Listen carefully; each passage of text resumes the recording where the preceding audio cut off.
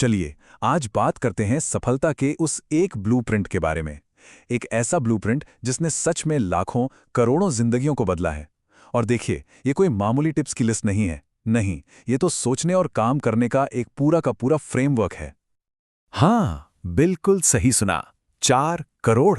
दुनिया भर में 4 करोड़ से भी ज्यादा लोग जिनकी जिंदगी इन सिद्धांतों से बदली है। अब जरा सोचिए, इतना बड़ा नंबर, ये कोई तुक्का तो हो नहीं सकता है ना। इसके पीछे वाकई कोई बहुत ठोस वजह है। यहां तक कि बिल गेट्स जैसे लोग भी इसे सबसे पावरफुल किताबों में से एक मानते हैं।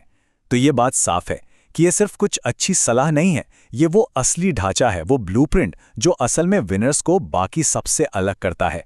तो फिर देर किस बात की, चलिए इसे करीब से समझते हैं। हमारी शुरुआत होती है प्राइवेट विक्ट्री से, मतलब सबसे पहली जीत खुद पर पानी होती है। ये एक सफर है, दूसरों पर निर्भर रहने से लेकर खुद आत्मनिर्भर बनने तक का, और इसकी शुरुआत हमेशा अंदर से होती है। तो पहली आदत है बी प्रोएक्टिव, यानी सक्रिय बने।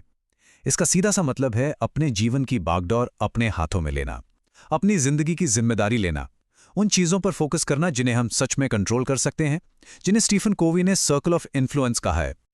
और यहां एक हैरान करने वाली बात है, लगभग 95% लोग रिएक्टिव होते हैं, मतलब वो हमेशा हालात को या दूसरों को दोष देते हैं। लेकिन जो इफेक्टिव लोग होते हैं ना, वो बिल्कुल अलग सोचते हैं। वो ये नहीं कहते कि अरे ये तो मैं खरीद ही नहीं सकता। नहीं, वो पूछते हैं मैं इसे कैसे खरीद सकता हूं। देखिए, ये सोच का, माइंडसेट का ही तो सारा खेल है।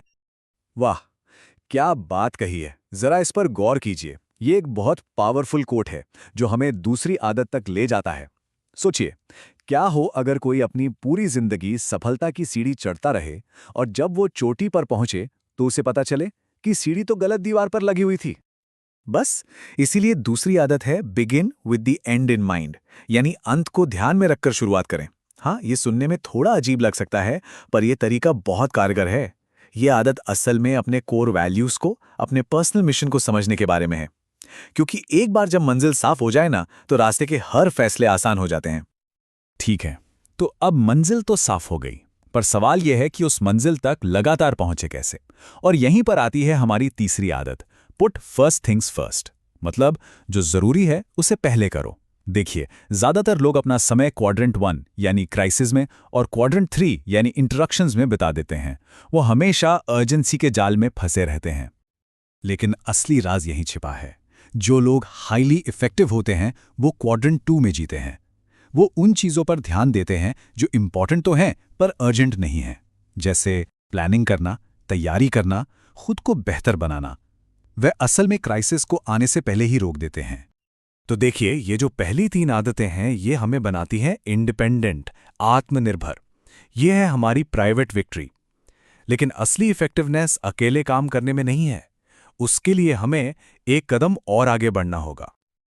और अब हम आते हैं पब्लिक विक्ट्री के स्टेज पर। यह सफर है इंडिपेंडेंस से इंटरडिपेंडेंस की ओर। मतलब अब हमें दूसरों के साथ मिलकर कामयाबी हासिल करना सीखना है। इसकी चौथी आदत है थिंक विन विन, यानी ऐसी सोच रखो जिसमें सबकी जीत हो। ज्यादातर लोग स्कार्सिटी माइंडसेट से जीते हैं कि भाई पाई तो एक ही है, अगर एक टुकड़ा कोई और ले गया तो मेरे लिए कम बचेगा। लेकिन अबंडेंस माइंडसेट वाले लोग जानते हैं कि हम मिलकर उस पाई को और भी बड़ा बना सकते हैं। ये सिर्फ अच्छा बनना नहीं है, ये स्मार्ट होना है।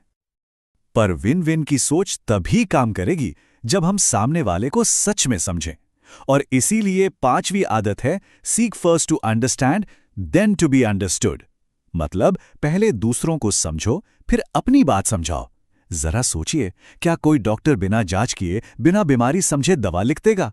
नहीं ना, ये तो पागलपन होगा। पर हम अपने रिश्तों में अक्सर यही तो करते हैं, बिना पूरी बात समझे ही सॉल्यूशन देने लगते हैं। और इस आदत को प्रैक्टिस करने का एक बहुत सिंपल सा तरीका है। जब कोई अपनी बात कह रहा हो तो उसे सुनने के बाद कहिए, अच्छा तो मैं ये समझ रहा हूं कि। बस ये एक छोटी सी टेक्निक रिश्तों में कमाल कर सकती है, क्योंकि इससे सामने वाले को लगता है कि उसे सच में सुना और समझा जा रहा है।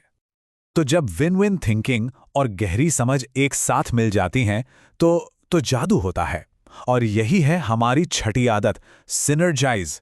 ये वो कमाल का प्रिंसिपल है जहां एक और एक मिलकर 2 नहीं बल्कि 3 या उससे भी कहीं ज्यादा हो जाते हैं। एक बात समझनी जरूरी है, सिनर्जी का मतलब कॉम्प्रोमाइज यानी समझौता करना नहीं है। कॉम्प्रोमाइज में तो दोनों तरफ के लोगों को कुछ ना कुछ छोड़ना पड़ता है। सिनर्जी का मतलब है मिलकर एक तीसरा और भी बेहतर रास्ता निकालना, एक ऐसा रास्ता जो किसी के भी ओरिजिनल आइडिया से बेहतर हो। यहां पर डिफरेंसेस को प्रॉब्लम नहीं बल्कि एक स्ट्रेंथ की तरह देखा जाता है। लेकिन इस लेवल की इफेक्टिवनेस को बनाए रखने के लिए लगातार खुद को रिचार्ज करना भी तो जरूरी है। और यहीं हम पहुंचते हैं अपनी आखिरी और शायद सबसे जरूरी आदत पर, वो आदत जो बाकी सभी आदतों को मुमकिन बनाती है। 7वीं आदत है शार्पन द सॉ, यानी अपनी आरी तेज करें। जरा उस लकड़हारे के बारे में सोचिए जो पेड़ काटे जा रहा है, पर अपनी कुंद हो चुकी आरी को तेज करने के लिए रुक नहीं रहा। क्यों? क्योंकि वो काटने में बहुत बिजी है। हम सब भी तो कभी कभी उस लकड़हारे जैसे ही बन जाते हैं, है ना? तो इसका मतलब बहुत सीधा है, हमें लगातार खुद पे इन्वेस्ट करना होगा। हमारी इस आरी के 4 हिस्से हैं जिन्हें तेज रखना जरूरी है। फिजिकल यानी हमारा शरीर, मेंटल हमारा दिमाग, सोशल/इमोशनल हमारे रिश्ते, और स्पिरिचुअल हमारी आत्मा या हमारे मूल्य। इनमें से किसी एक को भी नजरअंदाज करना हमारी पूरी इफेक्टिवनेस को नीचे ले आता है। तो ये जो 7 आदतें हैं, ये कोई चेकलिस्ट नहीं है कि एक बार कर लिया और काम खत्म। नहीं, ये तो ग्रोथ और इंप्रूवमेंट का एक लगातार चलने वाला सर्कल है, एक साइकिल है।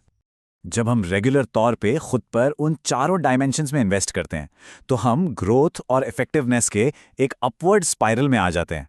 मतलब हम लगातार ऊपर की ओर बढ़ते हैं। ये जो कांस्टेंट सेल्फ रिन्यूअल है ना, यही बाकी सभी आदतों को ताकत देता है और हमें लगातार बेहतर बनाता जाता है। तो आखिर में बात बस इतनी सी है, इफेक्टिव होना सिर्फ एक आदत नहीं, ये एक चॉइस है, एक चुनाव। ये हर दिन हर पल ये चुनने का मौका है कि हम कैसा बनना चाहते हैं। तो सवाल बस यही है, हमारी चॉइस क्या होगी?